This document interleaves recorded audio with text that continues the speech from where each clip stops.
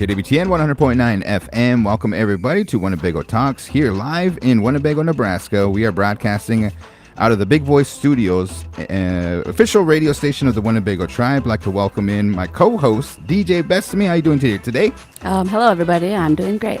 All right. We have a whole lineup of things that we want to discuss. As you know, throughout the lands and stuff, today there are certain events and milestones and also some dates that we want to make mention of. May 5th is today's date. Yesterday was May 4th, and you got to say it. May the 4th be with you. Yeah. I think I texted the group last night, and I was like, how come nobody said it? Why is it? Was that canceled or something? You can't say that anymore? Anyways, nonetheless, we have Red Sky Nation. Josh Taylor is going to be here talking. We have Jeremiah Lone Wolf, who's going to be with the Winnebago Police Department. We have a debut of a new officer that's going to be serving our community and stuff, so you want to make sure you stay tuned for that. We have the rant of the day. Little Priest Tribal College has an event coming up on Friday. They're going to be discussing what's going to be taking place and why that is happening. And what else do we have, DJ Bethani? We have a whole slew of information regarding like some tribal community updates, some surveys that are put out to the community, and some services and resources that are available. For sure. So let's get right into it. Yes. We like to welcome in our guest here. Appreciate his time coming on down. But this is Mr. Josh Taylor. Say hello to the good folks and go ahead and give us your introduction, your official title here. First of all, thank you guys for having me. I'm Josh Taylor, and I sit on the board of directors for Red Sky Nation, or a nonprofit organization in Sioux City. And our main focus up there is to provide support for our MMIR families. Mm-hmm. And, you know, the support is different in every aspect. Mm-hmm. Our primary focus is, you know, building relationships with our law enforcement partners in Sioux City, whether it be the police department, Sioux City Police Department, or the Woodbury County Sheriff's Office. And even go as far as, you know, the relationship with the county prosecutor. I feel like that those are elements that, you know, you got to have a seat at that table. Yeah. And we've worked diligently over the last couple of years to essentially establish that seat. Right. So for sure. So can you tell us, like, why was Red Sky Nation born? What's the mission, and is there a story behind it? Absolutely. So Red Sky Nation started out as a simple cause. You know, this is personal to me. You know, my aunt was murdered in 1983. And Terry McCauley, her case went unsolved for years in Sioux City. And it came a situation where, you know, I grew up watching, you know, my family struggle, not getting answers to all of their questions. And I didn't understand because I was so young. And, you know, not understanding what's going on, my initial relationship with law enforcement was negative. You get a police detective come, show up to the house, and as soon as they leave, your grandparents are in tears. Yeah. And I didn't understand. Yeah. So it became kind of a personal mission of mine where I wanted to advocate and get answers for them. And over time, you know, as I got older, I started to understand the relationship aspect of it. We never had a voice. We didn't have someone in the police department or in the county attorney's office to call and say, hey, can we get a response to this? Can we get a look? Can we get something? We always got rejected. So this whole mission it started out personal. Yeah. But then I didn't realize initially that Terry's case fit a bigger narrative. Right. And as I grew and as you know, the organization grew, we noticed that this is something that affected a lot more people in the Sioux City area. And the other thing I really like to highlight is this isn't a singular tribe's issue. This is something that affects every single tribe. Mm-hmm. And our organization consists of folks locally, you know, the Omaha tribe, Winnebago tribe, Santee, Yankton, Ponca, and on far north as assisted. Mm-hmm. So when we think of that collaborative effort in our approach, it's always bringing all of those tribes together because we all have different representation. Right. Thank you for that explanation. I know that you folks had some events. Can you tell us like some of the things that you you guys do some planning and then you go straight to action. And even today, tell us about why today is kind of Yeah, I mean, today being the 5th, it's a national day. We recognize MMIR.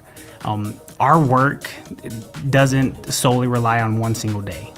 This is a 365. In even some cases, you're in contact with families, law enforcement, 24/7. Yeah. And that's something that we've learned really quick and we've established. And as we expand and we grow, that's something that's vital and important. So today being a day that everyone can think of those families and understand that even if it's just a thought for 15 seconds, kind of like, what did that family go through? Right. That's more than anything that's happened prior. Definitely.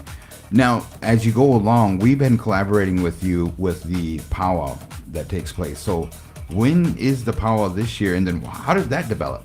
So the powwow developed, we try to create a space. It initially started out as creating a small social hour, rather have been a hand game or a round dance or something to provide a safe space for these families that were affected to come and say, hey, I want to tell my loved one's story. Yeah. So it started out very small, and then we got more and more families saying, hey, I want to help. I want to tell my family, my loved ones, their story. I want their story out there. And so as we grew, this is our 5th year, and it's tripled, if not quadrupled in size. And it's something that, we focus on year round. Like I said, this cause is something that we take, very serious. It being a personal thing for me, and a lot of the folks that sit on our board and in our committee, they all have had some instance in their life where they've been affected. Yeah. And so we take that hardship and we put it all into these events, and we try to create that healing space. Even if it's just, like yesterday, we had our march, and we offered a meal and the space for these families to come and speak. Even if it's for an hour, these families feel like they have someone in their corner ready to advocate and fight for them. And that's something we'll continue to do. And we continue to find new relationships. That's going to be the ultimate goal. Right. Now, I know recently, and we've been following along and stuff, but for those that never heard or don't know who you are in Red Sky Nation and stuff, but your family member, tell us the updates and kind of the story behind that. Yeah, so Terry was murdered in 1983 by an individual who is non-native, and there were some issues back then where colored people weren't looked at as equals. And I won't go as far as to disparage the police department and kind of what took place, but this is something that there was a breakdown and a failure in the system for so long, and her case just kind of got pushed to the side, and it sat idle for so long. The sad part is the current county attorney, I don't know if he was joking when he made this statement, but he said when I pulled the case file, there was dust on it. Oh, wow. That's how long this case has been sitting in a cabinet. And so when we think of that, or when I think of that, I think, well, I don't want the next family that experiences this kind of crisis to have their case sitting in a file cabinet for so long. But we work so hard to build those relationships, those collaborative efforts, to say, hey, I'm going to make a phone call to the police department, and I'm going to get an answer to a question that you may have, and I'm going to try and help you through that process.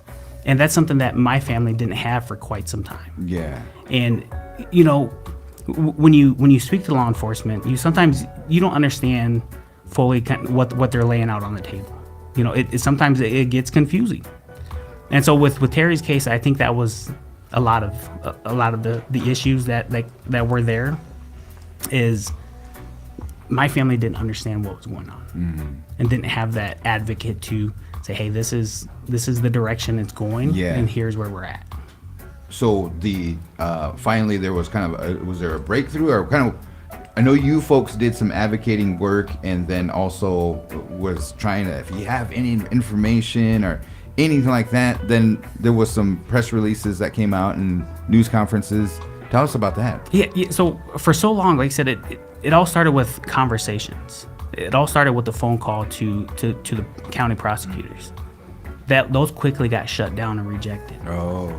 And I could have went one of two ways. I could have got discouraged and said, "You're right. There's nothing there." But I saw my family. I saw the hurt. I saw how discouraged they were. I figured I have to do more. And that consisted of, continuous meetings, continuous conversations, continuous phone calls, whether it be with prosecutors, police department, building and engaging and bridging a gap. Yeah. Not only that, but demanding a seat at the table. I think that's the key aspect to all of this is you didn't have a seat before, we have one now.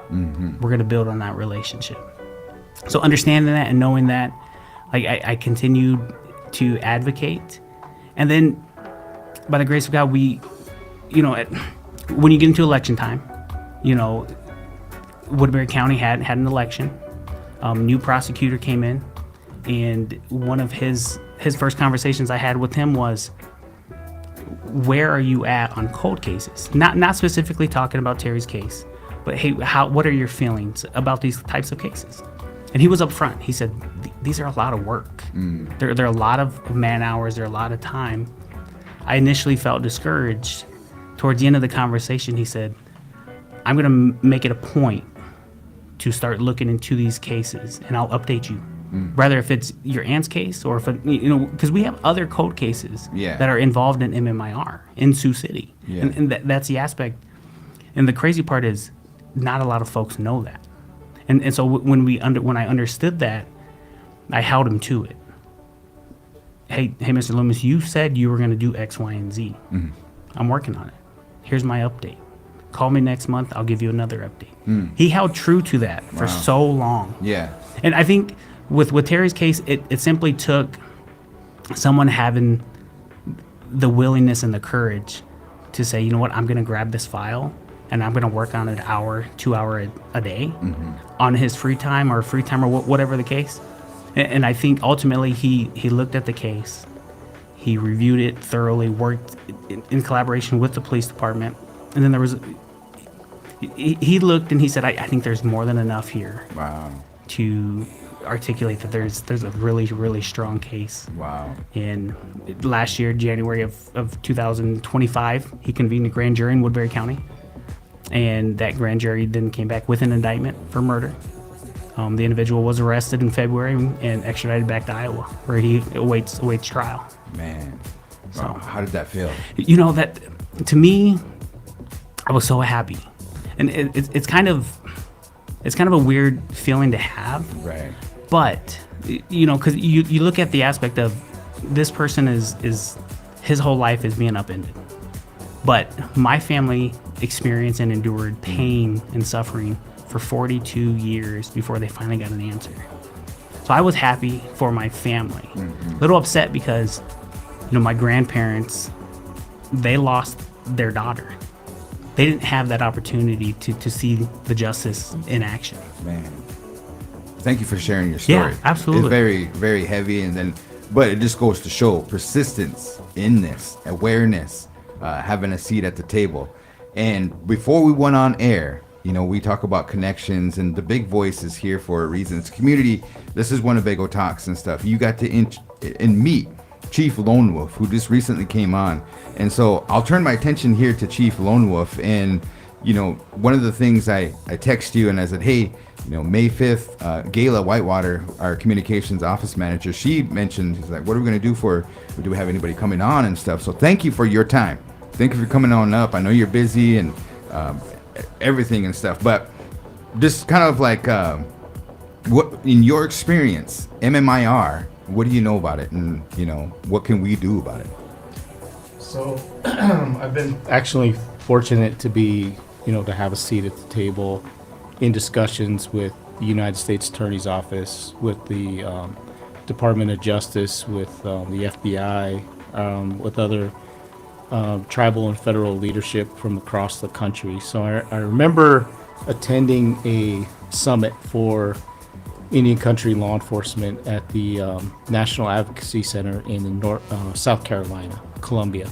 And that's where the U.S. Attorney, DOJ, U.S. Attorney, they do their continuing ed, they do some of their basic training, they do a lot of courses there. But it was specifically to talk about, and back then it was MMIW, you know, missing and murdered women. But it's transitioned, you know, because we have, I want to say that if you look across databases, that there's actually more men missing than women. I think it's 55% men, and then, you know, of course, so, you know, of course it was, you know, renamed throughout the years to its, you know, current iteration now. But, you know, looking at the FBI response on it, they would not investigate missing persons unless there was a nexus to a possible homicide. You know, Wow. that's what they looked at it. So we had lots of these missing cases across Indian Country, and, you know, they wouldn't dedicate resources to them because there was no homicide, or there was no connection to a homicide case. So they were very hesitant to do it. Only with extreme pressure from us or from tribes or from whatever would they kind of start looking into those. And this was around 2014, 2015 timeframe. So, but everything that's come from this movement, you know, of course, there's a lot of investment by DOJ, by Department of Interior. There's been several initiatives that have been started with both of those departments, and like I said, investing resources so that we can address this crisis, that we have the tools that we need. You know, the other thing that I was fortunate was to be, I don't know if anyone knows or is familiar with the NamUs database. That is a repository for missing persons across the United States. Okay. So one of the things, I was a coordinator for Indian Country at several law enforcement districts, including Great Plains, up based, you know, covering this area in Arizona. But I also was working with the NamUs coordinator out of California when I was stationed out in Sacramento area. So, I mean, I still remember a lot of the missing persons from each of those regions, and we would try to help family members upload different information. So, you know, one of the things that's unique about NamUs is it's not just a law enforcement database. You know, it's something that we use, that we put cases into, photos, DNA, other things, but families are also able to contribute to that, to update photos, to do descriptions, to provide more comprehensive information to help those loved ones get reconnected or find closure or something for these types of cases. And the other thing that NamUs does is it scours coroner records every day, so that if there are people that are found or remains that are found, you know, those remains are tested, and, you know, it checks NamUs. So that it, you know, forensic art is a big thing, you know, for unknown people, for all these different things. So there's just a lot of resources that are available, that are out there, that I've been lucky enough to help try to connect families. Yeah. I have a question, and this is to both of you guys. Is that at times, and you have experience, you have to walk and knock on the door of the grandparents and deliver the news, or you get the report, like the grandma or the mom or somebody calls worried about their missing person that they think is missing. You know, it's not in the norm and stuff. Is there something that we can do, like talk to the Winnebago tribal members and then all the Native nations that are tuning in and stuff, but is there like preventative measures? Is you know, they talk about make sure you contact so and so, no matter where you're at in life or anything like that. Usually it seems like, oh, so and so, they do that on the weekends and they're out and about and stuff, and if they don't check in by this time, preventative measures to help those that, so we can't go missing. Does that make sense? I mean, I think from our aspect is just always being communication. Hey, telling a sister or a brother or a loved one, Yeah. I'm going to go do this weekend, or this is my plans for tonight. Okay. I'm going to be with this person. Yeah. I think always communicating your plans to someone else, that way they know. Hey, Right. if grandma's looking for me or my parents are looking for me, they can go to the friend and say, hey, have you seen her? And then she's going to immediately go, okay, yeah, she said she was going to X, Y, and Z. Yeah. To me, it's always kind of like that buddy system, making sure someone else knows, what you're doing and who you're going to be with. What would you recommend? I know there's a lot of ways that people can stay in touch through tech, sharing locations. There's Yeah. lots of apps that do that, especially as a parent, Apple AirTags, can put in your kid's backpack in their shoes or something along Right. those lines to help keep track of them. Know who they're talking to, be involved, find out who they're messaging, especially if it's children, under the age of 18, you definitely have a say of who your children talk to. You have domain over their accounts and things like that. So, be involved. That's one of the things. And then one of the common misconceptions that we always have to battle is that you can report somebody missing immediately. There doesn't have to be a 24-hour waiting period. You can make a report anytime. And You in feel fact- something's off, or Yes, they didn't check yes. in at the normal time, and they're like, hey, you said it best. One time I was like, man, I don't want to flood you guys' dispatch and stuff. It's free to call the dispatch, and then not only that, but you said it. It's better to be over responsive. than good statement to say. I think that we have a lot of people, especially because of the advocacy work that you folks do as Red Sky Nation, the police department. There's awareness about that. Long time ago, there was kind of like, hey, it's just like, all right, they don't mean much. They're not somebody in the community and stuff, and they just kind of sweep them under the rug.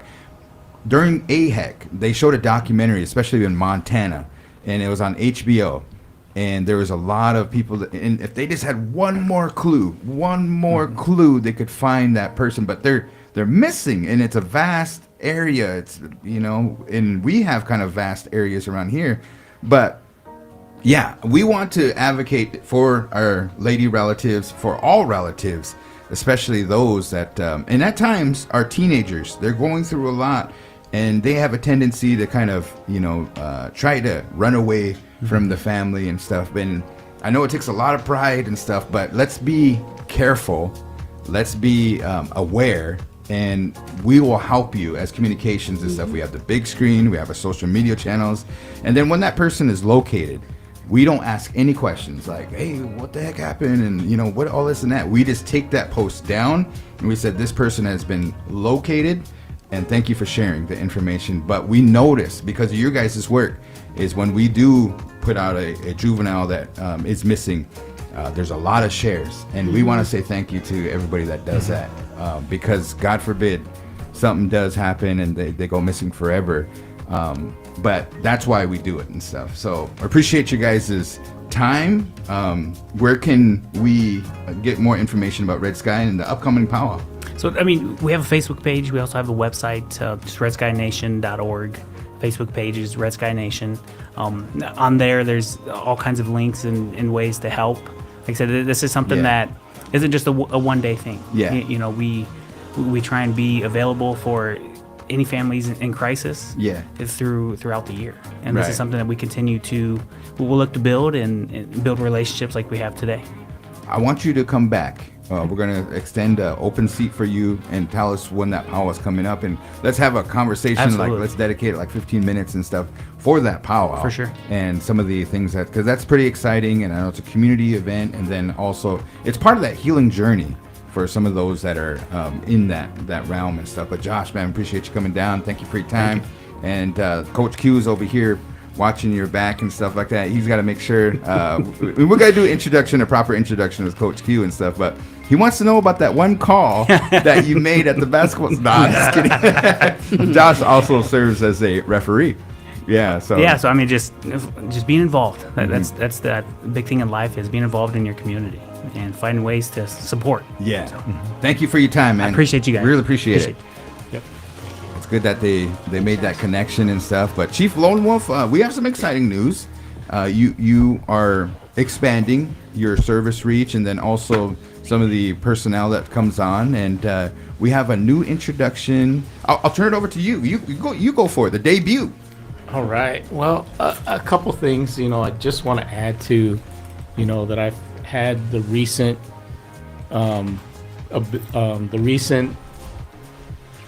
recently met the Woodbury County attorney because of our land that we have on the Woodbury County Took a side. picture of that. Yep. And I also met with the Woodbury County Sheriff recently, and then the Sioux City Chief of Police. And of course, meeting these individuals, they truly care about their community. They're very open to working with us here in Winnebago because, as you know, a lot of our tribal members will travel to the city for groceries, restaurants, shopping, living, we live off the reservation. There's a lot of movement, back and forth between all the reservations and Sioux City. It's kind of the epicenter, where everybody goes. So it's very important that we're all involved and that we're communicating with each other. So we've really tried to keep those doors open. We try to reach out to our partners. And then, of course, we participate in a tri-state intelligence group. So if we do have instances where there's missing persons or there's things that, we need to share with the group, one of the things that they were speaking with us, especially Chief Mueller from Sioux City PD, was the homeless outreach, mental health, to try to connect people with resources either through Sioux City area or on the reservation here, if there's anything that we can that we could help facilitate and kind of work with people. Something that we're definitely open to working with. One of the things too is before it seemed like we were trying to make connections and stuff. Like even us at Big Voice Radio, we're like, hey, you think you can send an officer up? And like, I got to run it up the chain and I got to get permission and it's got to go to DC and all this and that and stuff. Yeah. Here you are, man. And so if we have some questions, and we might ask you some tough questions, right? Yes. You give us the flexibility because we want to make sure that we get this information out. Law enforcement and to protect and serve our community and stuff. And you're out there doing some outreach and making sure that everybody's connected and stuff, which is good. Yeah, that's the biggest thing that I love working for the tribe, is that we're more free to discuss within the community. We don't, we only had one PIO for BIA, and she was located in DC. So if I wanted a press release, I would have to draft it, type it up, send it to them, and then maybe they would get to it. And if it was something that was timely, that needed to go out right away, I could ask them to expedite it, but a lot of times they didn't. And then they would finally get it taken care of, and then the event would be long over with, and it would be very late. So the biggest thing is making sure that everyone gets the information, being able to provide the info to the community, provide that transparency and things like that is important in building trust and, establishing the things that we're involved in. It's not just us stopping cars. It's not just us, doing this. There's a lot of things that we're involved with. We're trying to get involved with all the stakeholders here in Winnebago. We're also establishing those connections off the reservation that have impact for our operation here. So it's definitely something we've been working on, these past 6 months. And of course, we've been expanding our workforce. And here we go. Here we go. Do we need the Drum roll. the bad boys? The cops introduction, but we're gonna introduce, and you will have an opportunity. I know that was a long introduction. You should be honored and stuff. But introduce. So we have our newest officer is Melody Ress here. She's from come to us from Sioux City, but she grew up in a different state, so she can share a little bit more of that with y'all. Her official title. She is officially a police officer, so she was selected for our grant position. So she's entry level. She's got probably about a year of law enforcement experience, roughly. Yeah, and then correctional officer and- a year before that. Yep, and corrections. So she fit the criteria for the grant, and then she's certified through the state of Iowa. Oh, So okay. she's got her basic law enforcement certification. So the only thing she'll need to do for us is the criminal jurisdiction in Indian country, which she does have a intro to that this afternoon. She's got a mandatory training that she'll be attending with the U.S. Attorney's Office. That's being held through their National Advocacy Center, which we just talked about. And then she'll be slated to go through the full CJIC program in August of I 2020. I know police, the PD and DG and Pony and all this and that. What's that stand for? Which one? The CIG? CJIC is Yeah. the criminal jurisdiction, or CJIC is criminal jurisdiction in Indian country. Oh, CJIC. okay. Thank you for explaining that and stuff. I have Yeah. no clue. So and she'll learn about all those different aspects of her job. Regular Indian country, who's an Indian per definition, what a public law 280 is, what a public law 93-638 contract is, what a self-governance compact is, which what we are. It's different from 638. So there's some things that she's going to learn, and how the prosecution works. So I know some of the biggest things that she'll have to get used to is that there may be some statutes on the state side that she may be used to enforcing that doesn't exist on the tribal side. Oh, yeah. Or we haven't adopted it through Nebraska revised statutes or anything like that. So it may be a little different. And then, of course, we have our major crimes or our assimilated crimes that are adopted by the U.S. Attorney's Office and filed through U.S. District Court. So there's always, we may have a crime that starts off tribally and is prosecuted through the tribe, but then you also have the ability for the U.S. Attorney to take that case as well. Even though it's from the same incident, there's no double jeopardy because it's two separate sovereigns Yeah. that are prosecuting that crime. And a lot of people don't understand that concept sometimes. So it's interesting for her to come over to this side where she was used to working as a Sioux City officer where they just run everything through one court, and that would be, Woodbury County or whatever Yeah. that they have set up. So there's a lot of things that she's going to have a steep learning curve on. But I think overall she's excited to come here to this community and to be a part of it. So, we're taking Yeah. her Well, taking her out, and we're gonna. You said trial by fire here, so we're gonna Yeah. we're gonna run her through the mill. We're gonna ask her the hardest questions. Oh, just kidding. Welcome. Thank you very Thank much. you I'm for. very glad to be here. Yeah. I know that you're helping protect our community and enforcing our laws and stuff. But where do you come from? I am from Rockford, Illinois. Ironically, the Winnebago County, Rockford, Illinois. So I moved here about 3 years ago and worked at the Woodbury County Jail. And also, ironically, I was the correctional officer that booked Terry McCauley's murderer. Oh, the connection, man. Yeah, right? That's right. deep. So was there for a year, and then about a year ago, switched to Sioux City PD, went to the academy, and then now I'm here. We have a lot of parents and a lot of grandparents that have a lot of high school students that are going to be graduating here in the next Yeah. couple, and then college. And one of the things is they want to help the community. Yeah. Why did you get into being a police officer? I have done a lot of nonprofit stuff in the past. Oh. I actually prefer, I guess, to be a minority. I like to help where I can. Was raised with the mindset of being a missionary, with my family being pretty religious. And it was something that, since I was 4 years old, I was like, I want to go overseas and help people and educate where people need education. And then I've done Engineers Without Borders in Guatemala, AmeriCorps in Milwaukee, Wisconsin. Wow. And then I have an engineering background, and then personal training is kind of the last 10 years I've been doing that. So this is relatively new to me, but the mindset has always been I want to help. I did engineering because it was Engineers Without Borders, and I wanted to go and help people.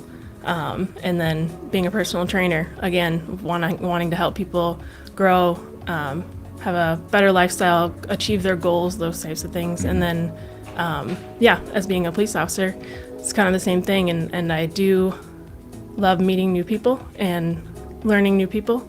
And this is a whole culture that I have a lot to learn, and I am truly excited to learn and done some research and have only scratched the surface of that. But yeah, I'm excited. Awesome. Yeah. Any questions for her? Oh, no, but welcome to Yeah. Winnebago. Thank you. I for appreciate sure. that. Yeah. DJ Bethani. We're going to host all requests live. Coach Q, come on over here. This is our new big voice radio station broadcast manager. He goes by Greg Bass Jr., but a lot of people know as Quince, and then he's on air as the DJ moniker Coach Q. So say what's up to the folks out there. I'll say it like this. Oh yeah. Yeah. Hey man, it's an exciting time for me and the radio station. You know, coming up here. This is day number 2, and I'm enjoying it right now.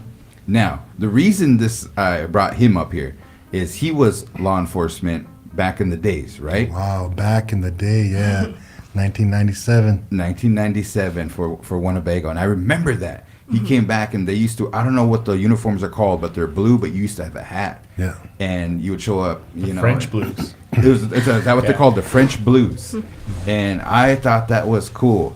But as you go along and stuff, you know, they call it grow a thick skin and stuff. You'll see people at their worst. You know, they might be in crisis. I know that our sister, Cassie Kitchian, she works with that Kikijide program. And I just wanted to make mention, if you have a story that was really hard for you, and how would you do to get through it? Does that make sense when you were a police officer?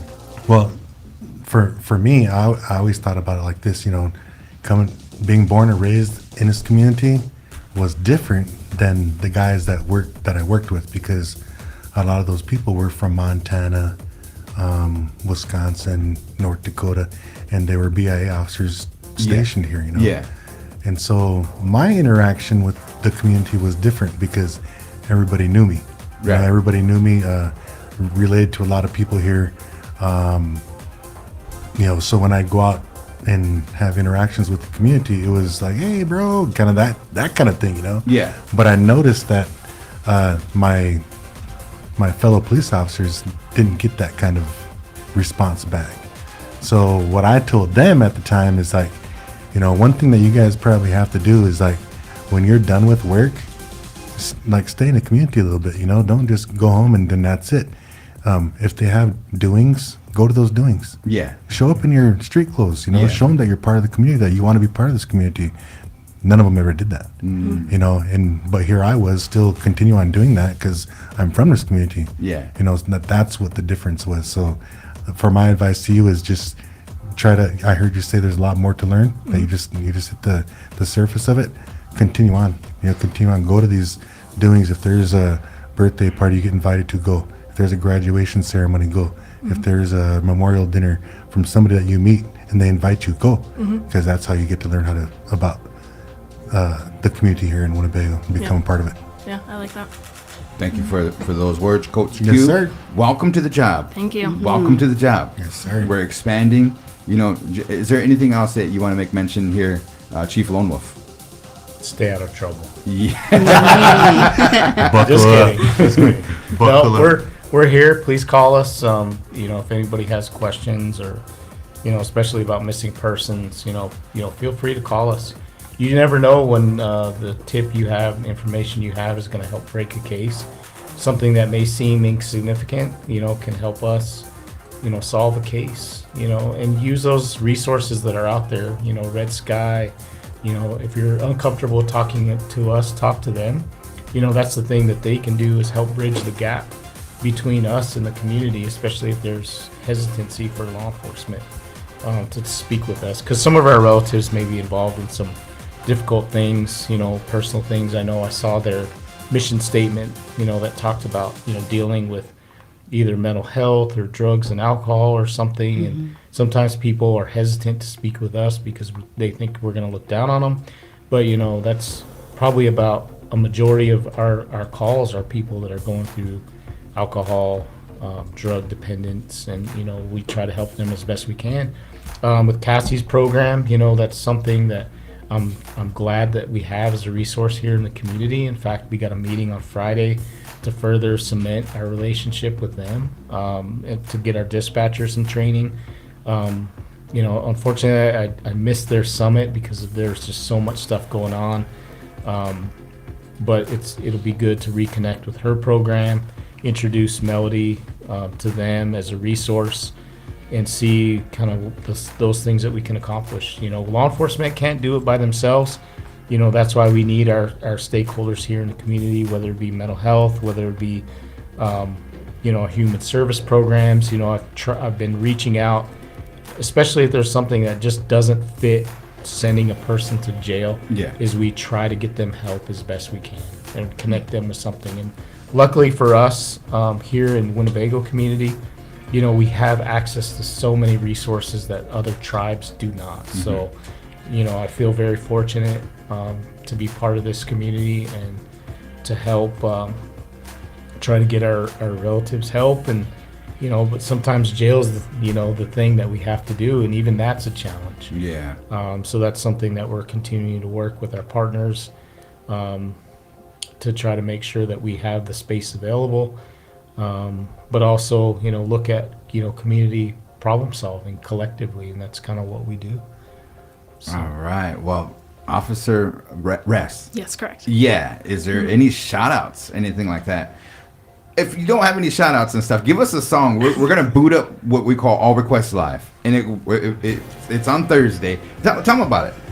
So it's on Thursdays. It's from 11 a.m. to 1 p.m. And it's a chance for our listeners out there to send in song requests if they want to dedicate a song to somebody. We do birthday shout outs. We do an Indigenous artist spotlight. And we count down the top 5 songs of the week. So what do you listen to, Officer? Mostly, I do listen to a lot of hip hop. What's your number one Spotify listen song for 2026? Probably something by Chris Brown. His crazy. his album 1111 that came out. I can listen to that entire. Is that the one that was talking about a mutt or something? Or is that that one has that no. I can't even think of the name of it. I know what you're talking about. They did that. No one else. I think it's called No One Else. We're gonna have to take it out, take a listen and stuff. Yeah. Last question I have for you. I need your tattoo artist's name. It's actually in Georgia. So I was married, no longer married, but military spouse. And so we moved every 2 years. Wow. And so I lived in Georgia for a little while. Yeah. And I had an amazing tattoo artist out there, and Dang. she did this whole thing. And Got some ink, man. yeah, I want more. Yeah, for Always sure. more. I heard they're addicting and stuff, Yeah, for yeah. sure. All right, go ahead. Real quick, Yeah. I'd like to shout out that we also brought back Alex De Leon, Alexander. Yay. Yeah. So he was our SORN officer for a while, and now he's come back to us as a police officer. He started yesterday as well. So we definitely want to shout out, to him, welcome him back, and he'll be working, I believe, on our overnight shift. Okay. Is where Lieutenant Garan's going to have him scheduled. So. Okay, cool. Awesome. Right on. Well, thank you guys. Oh. We got. Also, we'll be out in mass for graduation to make sure everybody's safe. So, look for us to be out. I think almost everybody from the department will be out Saturday. Yeah, for sure. We look forward to a collaboration, Big Voice Radio and everything too. And we want to say thank you. There's going to be hard days for you guys, and something you might have to deliver some news or investigate something and stuff. But just know that our heart is with you, and we want to say thank you for all your hard work. Yeah. Thank you for giving us the platform. Yeah, no problem. Thank you. Thank you. We are KWTN 100.9 FM, broadcasting out of Allen, Nebraska, the official radio station of the Winnebago Tribe. Winnebago Talks, DJ Bethani, Garan Coons, Communications Officer for the Winnebago Tribe. We have a lot more guests to get through, so we're going to continue it on. But that was a good discussion. Just to recap, we had Red Sky Nation. Josh Taylor came down and really told us opened up his heart to us. Yes. To tell us about his personal journey on that one. And then we just got done talking with Chief Lone Wolf, an officer that is on her second day of the job. Can you believe that? That is awesome. And it's nice to meet her. So we'd like to welcome in Melanie Parker. And real quick, she does have some information about getting out the vote and stuff. So Melanie, how you doing? Good. Don't need a whole lot of time. Yeah. Go ahead and recap for those that missed the previous episodes, just real quick, and then we're going to go from there. Yeah. So I'm just here to promote primary election day is May 12th, which is next Tuesday. Yeah. And we are going to be at the Blackhawk Community Center gym, 8 a.m. to 8 p.m. And you have 12 hours to vote that day. Right. Voting doesn't take that long. And what's our goal? I want to get, hopefully, double what we got last year. It was, I want to say might have been around 100, Okay. but that's, So our goal is 5,000, right? yes, top goal. But this is the primaries. Yeah. If I want people to at least check their voting status, make sure that they are registered to vote if they do plan on voting. If you're not registered to vote, get registered, because May 12th is only the primary. I shouldn't Yeah. say only, but it is the primary and it's important. And we have the general election on November 12th, or November 3rd. Sorry. You were recently assumed a role. Yes. What was that title? The chairperson for the Nebraska Native Caucus. Okay. Yes, and I just wanted to make sure. So we were like, well, who is she? She works for ACI and stuff like that. But you actually sit on that role, and make sure, because that's your voice. Yes, and the body is to represent the Native Americans of Nebraska. We currently have four members. We're looking for more. We could really use a male, and at least one, because it's all women. Are you guys offering any rides to the polls or anything? We are not organizing that, Okay. but we can help. I see, like on Facebook, yeah. like Willie and all those guys. They're all Yeah. So I need a ride. I believe Ho Chunk Inc. employees will be helping. Just to get that, get people to the polls, which is really helpful. The last thing we need is the big voice, or no, excuse me, the big screen. We need a graphic up there because people need to see it 7 times in order to kind of really sink in. I got something to do today. What is it and stuff? And they see that big screen or whatever it may be. Could we get one of those? Yeah, I can probably send you something. Yeah. Or who do I send it to? Or send it to all of us. Okay, I'll get you sent something. Voting day. May 12th, today, Tuesday. May 12th. Tuesday. Yep. We're going to be on air. So you coming up? Or are you going to be busy working the polls? Well, I think I can take a break. Okay. Both Cynthia and I can probably be here that day, and we can definitely make time to come up to the big voice. If you're going to cast your vote, you need to bring your ID? Yes. Okay. There's also a website. I'm not sure what it is, but what IDs are accepted. Tribal IDs are accepted in the state of Nebraska. So if you don't have a state ID or a passport, you can bring your tribal ID and driver's license, state ID, military ID, U.S. passport, tribal ID, a valid ID with photo issued by a government agency, hospital, assisted living, or nursing home record. So those are the acceptable IDs right now. How about my EBT card? Nah, just kidding. I just playing. Sorry, Gary. But anything else regarding next Tuesday? It's coming down to the wire. Yeah, just if you have any questions, you can call me at Ho Chunk Inc. 402-878-2809 extension 1015. And then if somebody's listening right now and they're like, I don't know if I registered to vote. There's a website you can get on to look up your voter registration, or even just to see, check your voter registration status. Just got to put in your first name, last name, your address, and I'm not sure what else you have to put in there, but it's not anything super personal except your address, your date of birth, and email as well. And it's right there. Yeah, Okay. they recommend a cell phone as well. Vote America. Yeah. There's various different websites you can look on to check your voter registration. And if you find you're not registered to vote, get registered. I'm going to issue a challenge. Let's see if the Winnebago community and area respond and stuff. But if you can text somebody or, just make sure you vote. Send them a reminder that day. Let's get out the vote, guys. Especially get out the native vote. Exactly. And, I know we had this discussion before, and I wrote it down, but just a little over 100 years ago, we're granted citizenship and the right to vote. Yeah. And our voices are important. They matter, especially in, this day and age when policies are changing, Yeah. that affect our communities a lot. Yeah. It's changing. So I really would like to encourage everybody to use their indigenous voice to vote. I know during tribal council elections, they have like serving breakfast and come down and have some soup or whatever. Any of the candidates going to do that for Winnebago? Nah, just kidding.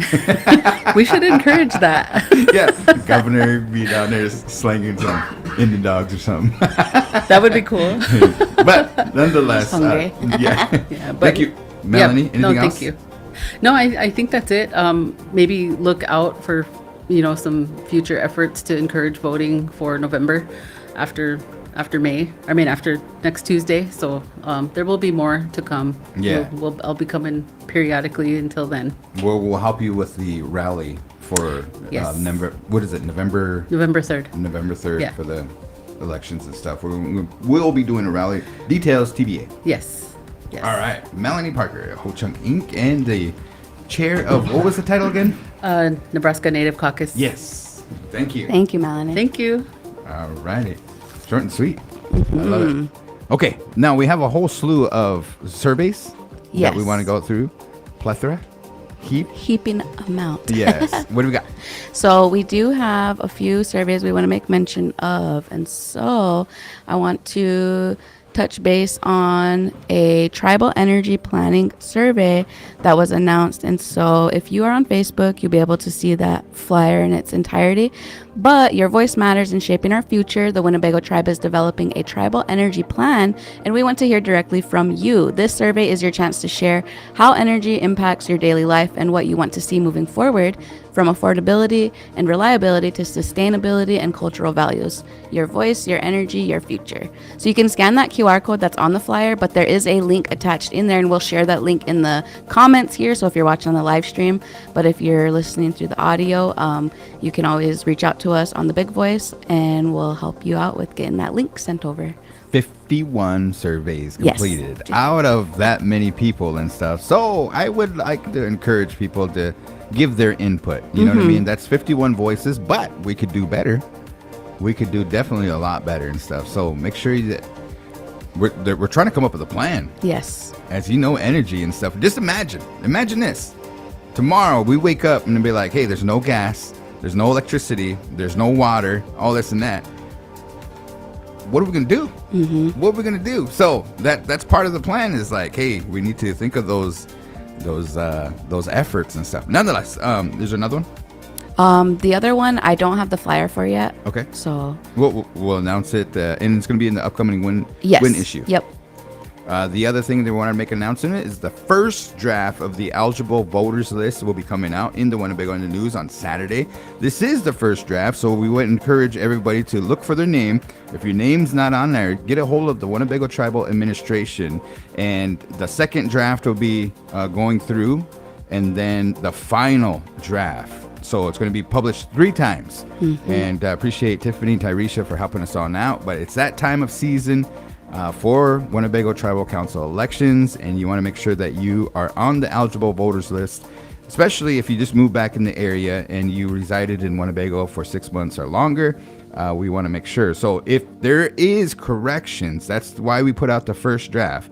If there is corrections, that's the time to do it. All right. So wanted to make that announcement as we welcome in our next guest here. This is Little Priest Tribal College, and we'll go from left to right. Go for it, guys.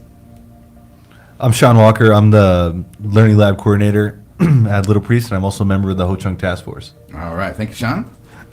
How's it going, Big Voice? This is John Snowball, Director of Security, Housing, and Maintenance. I've been at Little Priest for 2 years, and it's been really good being part of an organization that's moving forward. For sure, for sure. Hi, my name is Denise Milford. I'm the Retention Specialist at Little Priest Tribal College, and I'm also a member of the Ho Chunk Task Force. Hey, thank you guys. The Ho Chunk Task Force, can anybody explain what that is? I haven't heard of it. Sure, it was recently started. It all kind of came together. Denise was on, Sean, myself, Alexandria Walker. And we got pulled together because we are a part of the community, and we all have our ways and practice. And it was understood that everything that we do our ways and our culture has to be an ingredient of everything. Nice, nice. So Little Priest Tribal College is our secondary education institution.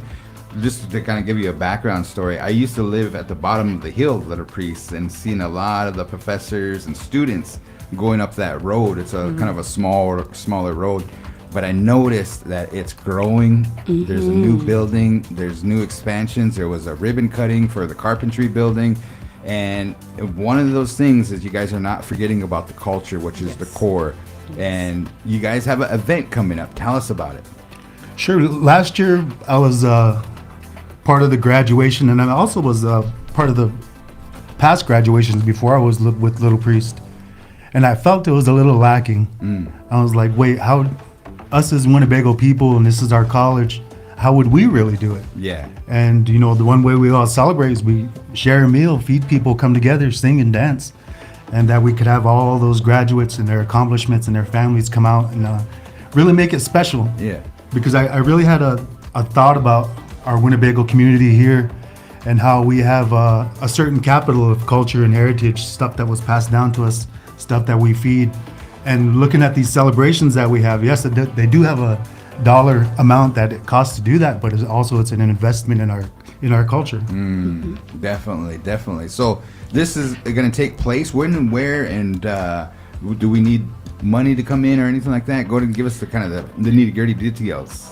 We will be starting at 2 p.m. with open registration for the day pay. Oh, cool. First 50 registrants will get $20, sorry. And then we will begin our dances at 3 p.m. with the opening prayer. Okay, where at? At the Winnebago Memorial Park here in Winnebago, Nebraska. So, AKA Power Grounds. Veterans, yes. For sure. And then, as far as the staff, who do you guys got far as... Our master of ceremonies is our one and only DJ guaranteed, Garan Coons. And then our arena director is Junius Snowball, who is also on the student senate. Our headman dancer will be Moses Warner. Our head woman dancer is Layla Petit. She is the president of student senate. And our co-host drums are New Breed and Motown. Nice. Yeah. That is awesome. Yeah, cool, so when we thought about choosing these head staff, we really wanted to encourage some of the students. And Junius being the first year, he did really well. Moses is graduating this year, and Layla is graduating for a second time this year. Wow. So, you know, like me and you coming up, there was that first time where somebody encouraged us, put us in that position. Yeah. And that really will help them grow. For sure. Sean, how's it been going, like, with developing this? And it's the first powwow that Little Priest had in this kind of realm. Remember they used to do round dances and stuff, but how does it feel? For myself, it's been a really just kind of a real big learning experience because I've never been a part of anything, you know, like just kind of planning a powwow, things like that. And you know, John and Denise, they have their ways, and I'm really trying to latch on and just kind of soak in as much as I can, because one of these days John's not always going to be there, Denise isn't always going to be there. Then one day it's going to be me, like having to go ask people to do things, take them tobacco, and just trying to learn from my elders here. But it's been a really fun process, and I think we're going to have a really good time Friday. For sure. Here's a story I want to share about Little Priest. When I was graduating, because we're celebrating graduation, and I know that there was a couple people that graduated. I don't want to say a couple, maybe it was 12. It was fairly small. A lot of the people in the community said, don't go to Little Priest and stuff, go off the res. And if you go off the res, it shows you make it and stuff. But you go off the res and it's tough. But now the community heartbeat, the community voice is start at Little Priest, because you can further your education easier. And then you could go into Wayne State, UNL, Iowa State, whatever it may be, those big universities and stuff. But it gives you, so instead of like encouraging people like go and try to make it out there, they'll be like go up to Little Priest, because they have one of the finest college institutions. They're culturally connected. You guys did a fine representation at the out of the, what do they call it, the AHEC? And AHEC stands for American Indian Higher Education Consortium. 32 what they call TCUs, tribal colleges and universities, and you guys made a fine representation. Little Priest is always, when you guys come in with those flags Banners. in the yes. banners. Yeah. Oh man, and you guys dress the same. Yeah. That is pride, and that just is buy-in to the students, and they serve you guys. Not only serve like what they call straight out of college or straight out of high school students. They call them non-traditional students, where they maybe entered the workforce, but they come back. Yes. And it's just like, I remember, that is awesome, man. So kudos to you guys. Thank you guys for doing this. Is there anything that we forgot to mention that you guys want to Sure. I just wanted to say that it's been really special. There's a special group of students there. They are pretty much straight out of high school, 18, 19, 20, and they're really bonded. So it's been a real medicine to me to watch them go through these years and stick together, because really when you come to an institution, you got to find it as your home, and you got to feel like you belong, and then you're going to make it, because sometimes, like you said, students go out and maybe they never feel at home, they just want to come back. So these students that go to Little Priest mature a few more years, learn the pace of college, and then go out. So I think it's a real good plan, and the articulation agreements with Wayne State, where they get to continue tuition free, Briarcliff tuition free, Bellevue tuition free. So I think, from a person like you, it'd be, because my son's doing it, and I don't want him to rack up a bunch of debt to start off his life. Yes, for sure. And that's, you guys still offer the free tuition, right? So let's talk about that. Is there, you guys got a summer class? And I know free tuition maybe coming to a close and stuff. It is coming to a close. I believe they're going to start tuition the fall 2026. Okay. Yeah, but we are still a hidden gem. That's LPTC is a hidden gem. Young students coming in there, they can gain the knowledge that they're going to need when they go off to a bigger school. And I have a daughter that's going to be graduating soon, and that was one of the things that we talked about. I said, so what did you learn? So you learn how to manage your time while you're at home.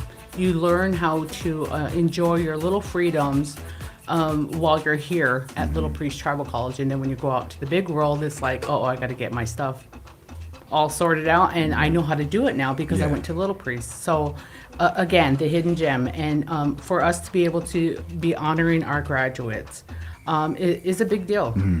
Thanks to Ho Chunk Task Force and a lot of the work and the planning that we do. A lot of the funding that we got is from Manoj. And thank you to our board of trustees. And I want to thank our head cook, who is going to be Mary Kelsey. We will be serving wild rice chicken soup, vegetarian soup, yeast buns, wajapi, and some fresh fruit and water. I'm here for it. And then also with the meal, we really wanted to make it like streamlined, so it's going to be all packaged up. You can just come and grab it. I know Denise doesn't like doing dishes, so that night, oh my God, that night you come out to the Power Grounds, and you don't have to mess up your kitchen and clean it up. Come out there and celebrate and have a meal. But also one more quick story, talking about AHEC. I never sang hand game songs, so I just made some up for the students, and they all kind of learned it.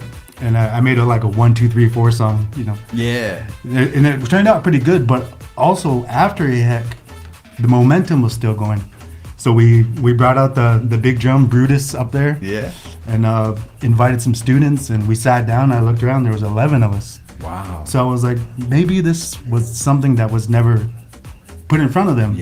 But when it came around, that filled something that they needed. So us as the Ho Chunk Task Force at Little Priest, we want to keep providing that and keep feeding that, and keep it going.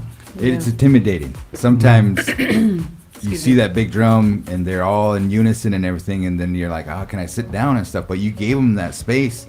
They'll always remember that and stuff, I remember telling Sean that I was like, a lot of these young men or boys never had a drumstick put in their hand and said, take a seat.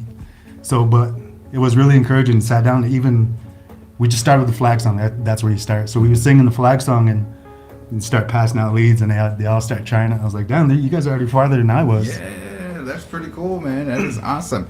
Last thing I want to make mention is this is Friday, okay? And it's going to be at Veterans Memorial Park.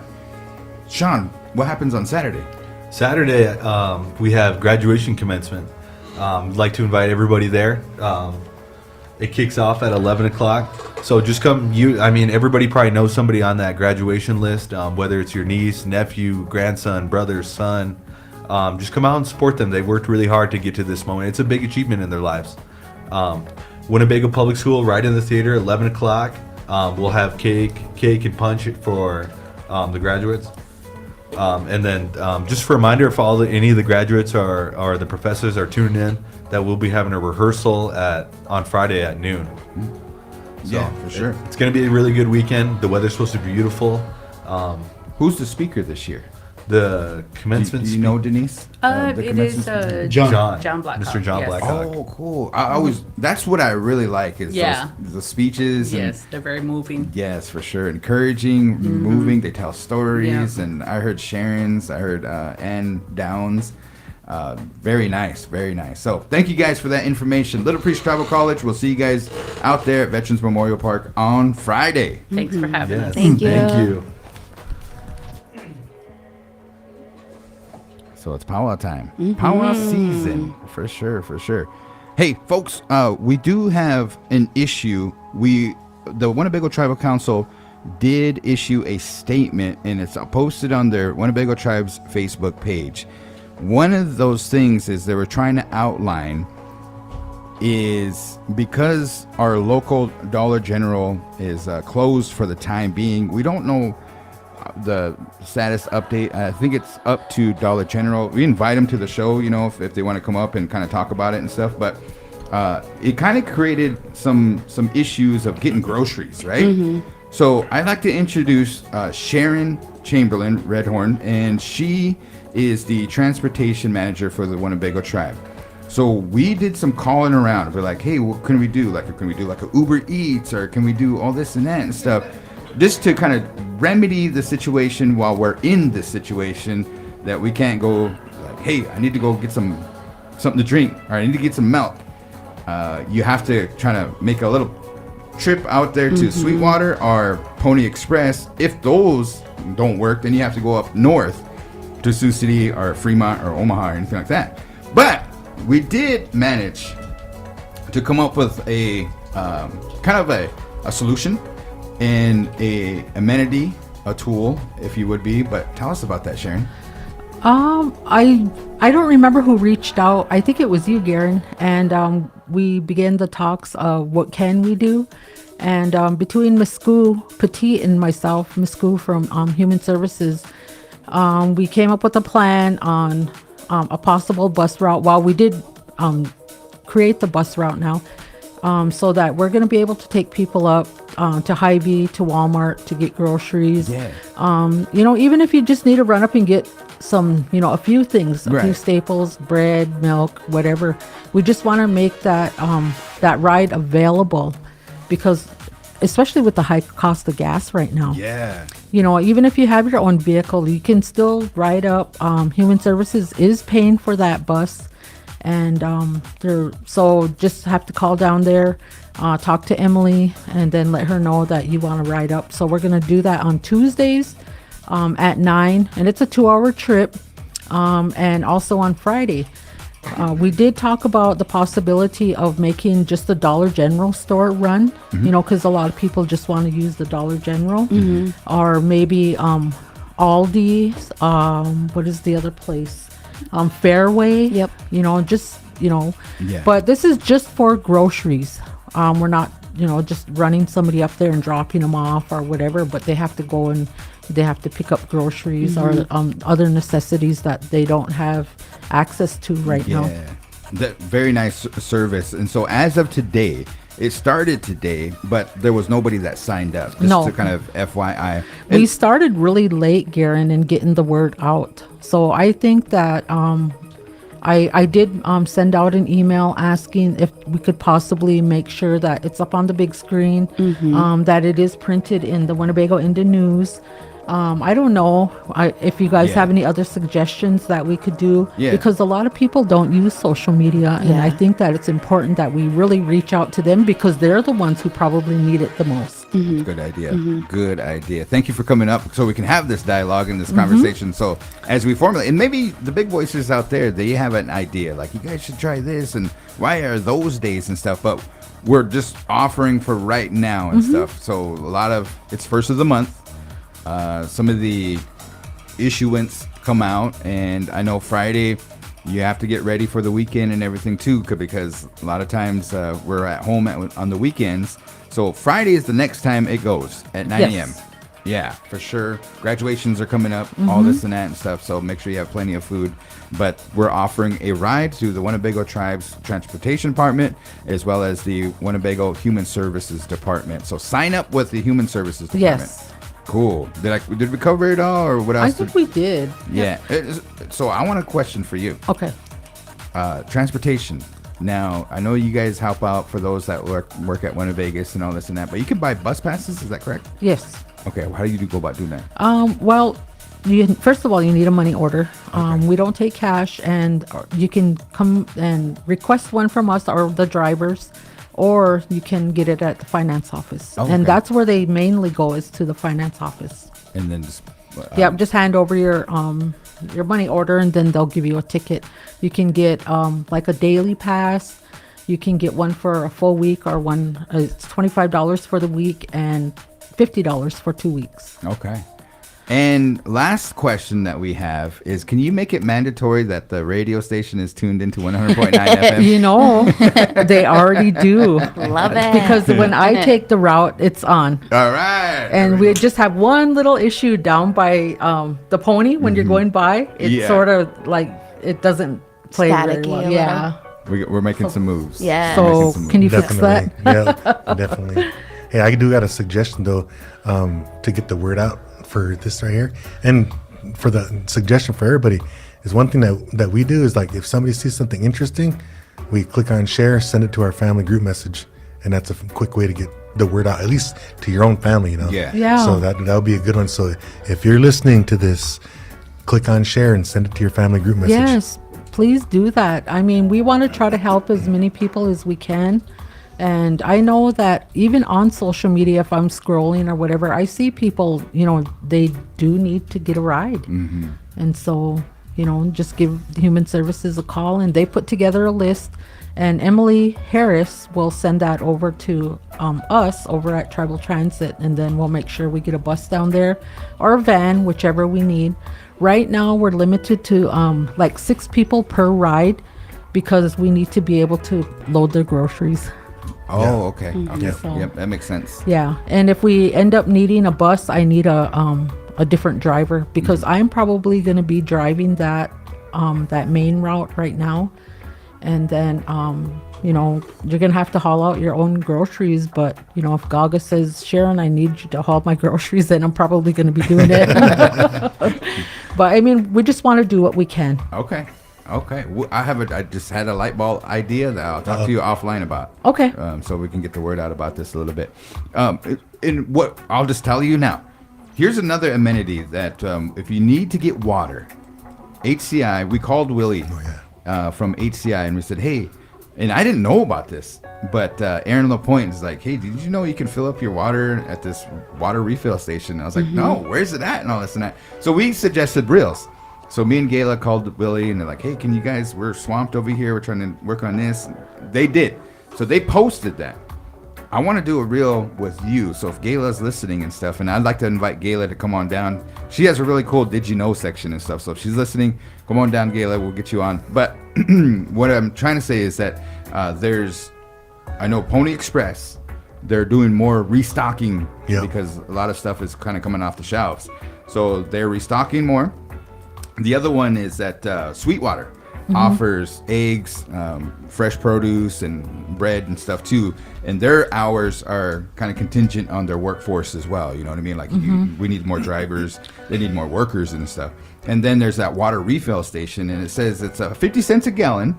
You just walk in there. You can use exact change, or they can take cards and stuff. But that's open a certain amount of time. But it's on the one side of the distribution building in Ho Chunk Village. So you see a sign that says distribution. That's where you go, and it says water on the door. So there you go. Yeah, it's right in between the 2 garages, the distribution garage and then the Ho Chunk groundskeeping garage. Yeah. There's a door right in the middle right there. Yep. Then the third component, if we take a look at it, okay, yeah, they got it. That's a picture of it if you're tuned in on the Facebook or YouTube. But we're going to have a pop-up pantry, and the food distribution and human services is working on that. So we'll get the information out, and it'll be posted on the Winnebago Tribe's Facebook page and stuff. But hey, this is the time the Winnebago community, we come together, right? And how we can come together is share this information. I know, hang in there. I know it's a hassle. We're gonna have to kind of pre-plan while we're without groceries and stuff. Tribal council and some of the, heads to be are working on a solution and stuff. But for the time being, the local Dollar General is closed. We don't know for how long, but we're trying to come up with some workaround solutions to make life a little bit easier in the meantime. So, Yep. alrighty, Sharon, thank you. Yeah. I invite you Thanks, guys to stay on for the next segment. We're gonna go into our rants of the days, our good relatives of the days, and the joke of the day. You got one? Oh my gosh, I better think of one. I know you kind of touched on the rant of the day, though. If we want to Yeah. get the. Well, I got the joke of the day. Okay, so Okay. You guys remember the space? They went out and sent some astronauts and stuff. Did you hear that they're sending up another rocket up there to space for, to apologize to the aliens? They're gonna Okay. call it Apollo G. That's a good one. So that's my joke of the day. So, Okay. all right. So, do we have the rant? Wait. I got one more. I Okay, got one more. all right. Just because we had that May the 4th be with you. Don't look. Okay, so why did the stormtrooper buy an iPhone? The Stormtrooper from Star Wars?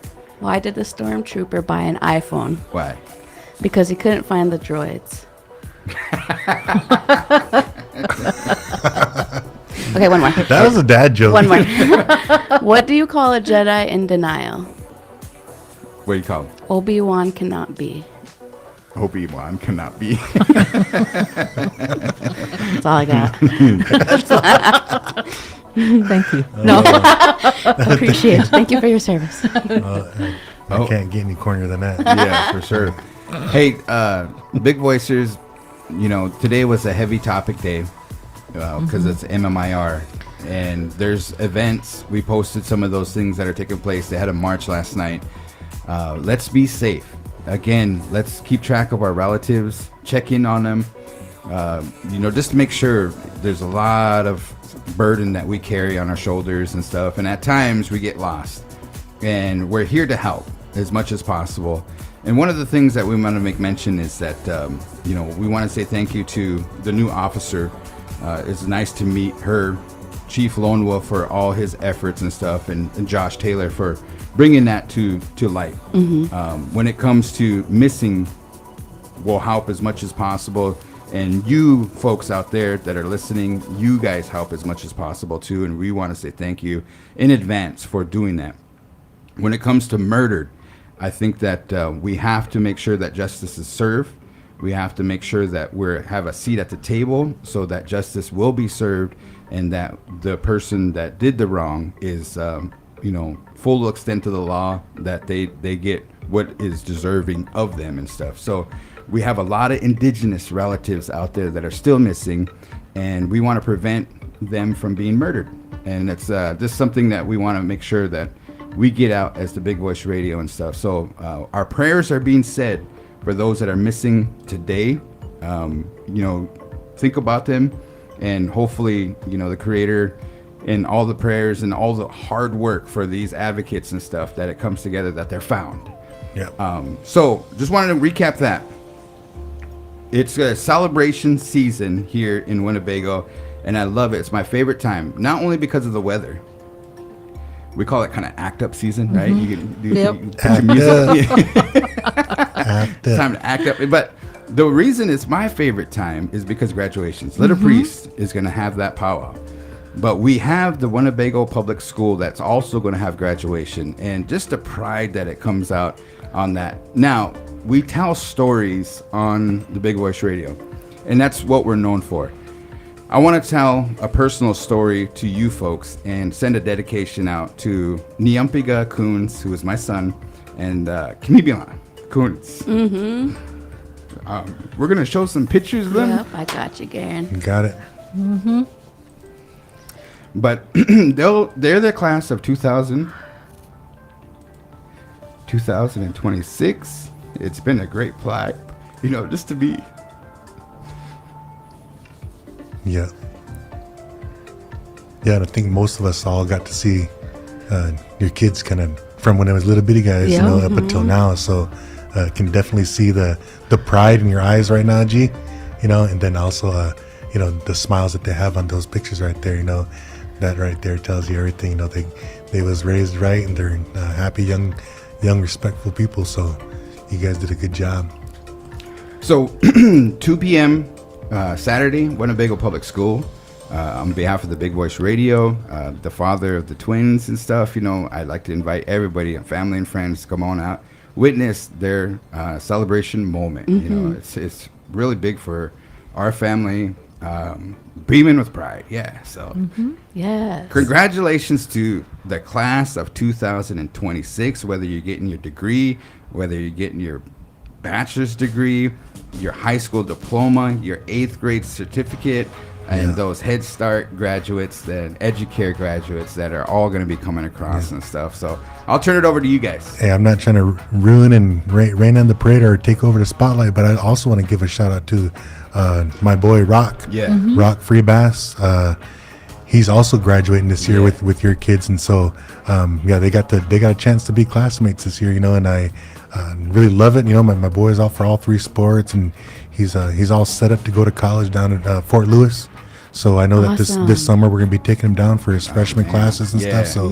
So I want to give a shout out to him, and also with your kids and the rest of the crew for taking all that time to finish all that schoolwork. Yeah. They can only do it. We can't do it for them. We can Right. encourage them, we can push them, we can help them with assignments and stuff like that, help them with projects, but they ultimately have to do the work. Right. And so I want to say congratulations and good job to everybody for the class of 2026 too. Yes, for sure. We love you guys. We're proud of There's you Rock right guys. there, And yeah. there's a picture of Rock. And congratulations to you, because when they walk across that stage, behind them is the parents, the grandparents, the Winnebago community, Yeah. our ancestors. And when they shake hands and they receive that piece of paper, it's more than just a piece of paper and stuff. It's pride and good luck in your future endeavors and stuff. So Mimi Coons, Piga Coons, I love you. Dad is proud of you, and thank you for allowing me to be your father. I am blessed, and all those graduates, thank you for everything that you do, and we're looking forward to seeing it in the future and stuff. So that's my kind of dedication to that. No. We That's did beautiful. make mention knowledge is power, Yes. and we're going to end today's segment with that. We're going to end it today with Gayla's Did You Know? How fitting. Come on up here, Gayla Whitewater. We want to say thank you for coming up with this segment, and we got today's Did You Know? Okay, so I was trying to find something that I thought was kind of interesting and kind of related to Nebraska. So I thought this was really cool. So there is a town in Nebraska. It's called Minowi, Nebraska. Minowi. Yes, and it is in, what county is that? Boyd County. Okay. So it is the smallest incorporated town in the United States with a population of 1, and her name is Elsie Eiler. Oh, really? Yeah, so I heard about this. Yeah, she serves as the mayor, the clerk, the treasurer, and the librarian. Wow. Wow. A Here in town Nebraska. with a population of 1. Dang, boy. Yeah. If you had to name a town, what would you name it? Put you guys on the spot and stuff. I did not know that. Minowi. Minowi, Nebraska. Take a visit out there. Yeah. She's holding it down. I'd call it Haitian Kita. That's a good one. So namaste. Yahoo. All right, folks. We are Winnebago Talks. You have a good rest of your day. Congratulations to the graduates. And, folks, you have take a couple minutes to just reflect and smile.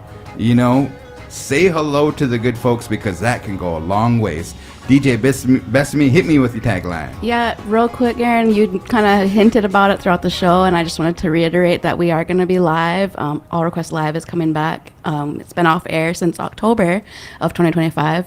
So DJ Coach Q and myself will be here from 11 a.m. to 1 p.m. on Thursday. Yeah. And so yeah. make sure you send in your song requests if you have any, and we'll do song dedications, song requests, birthday shout outs, Indigenous Artist Spotlight, and we'll count down that top 5.